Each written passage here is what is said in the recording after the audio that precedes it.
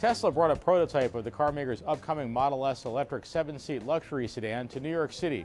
CEO Elon Musk showed me the car and took me for a ride. This is a prototype version of the Model S, but for intents and purposes, this is what the production car is going to look like. Most people will not notice the subtle differences between this and the final production car. What you're seeing here is what we call the beta, which is 99% production design. There's still a few things that we want to improve and tweak and so forth, but this car really gives you a good sense of what the Model S is like. You can fit 7 people in here. Yeah. One of the great things about the Model S is the incredible space efficiency due to the tight packaging of our electric powertrain. And that allows us to have 2 rear-facing kid seats in the back.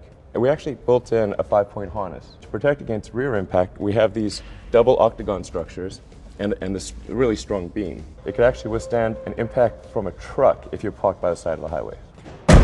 The Model S will actually have the best drag coefficient of any car on the road. We're looking at a 0.22. Wow. Yeah, so if you know cars, a 0.22 drag coefficient is ridiculously good. That's like a fish. Inside, the Model S has some features I've never seen on any car before, including some that frankly worried me a little. Tell me about the basics on this car. What's the range? What's the cost? And I know there's some relationship between range and cost. You pay for more range. That's correct. Yeah. There are a number of options in the car. The basic car starts at $50,000, and then with all the options, it goes up to about $100,000. There's a 300-mile range car, 230-mile range car, and a 160-mile range. And then there's also a performance version of the car, which will do 0 to 60 in 4.4 seconds. I've seen digital gauge clusters before on other cars, like from Mercedes. I have never seen what they call a center stack like this, which is it's completely just computer screens. We wanted to have something which was an experience that was actually better than what you'd have from your laptop or your cell phone or your iPad. There are obviously going to be limitations on being able to do this while you're driving. I assume that certain functions are locked out while you're on the road?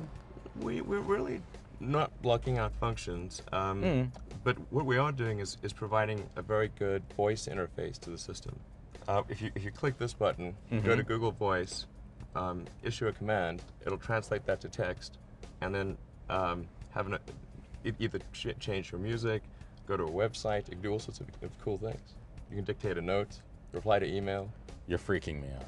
But we're taking great pains to get rid of any noise and to have it be the closest thing to being in a sound studio that you can be without being in a sound studio.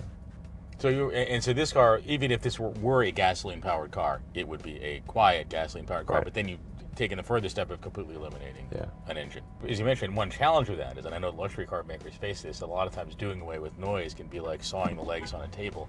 You do away with one thing and it just exposes some other noise somewhere else. It means you have to be perfect with respect to any noise intrusion in the car. Everything in the car has to be extremely quiet. If you think you might want a Model S, you may have to wait a while. The first year's production is already reserved. Tesla is now taking orders for the second year of production.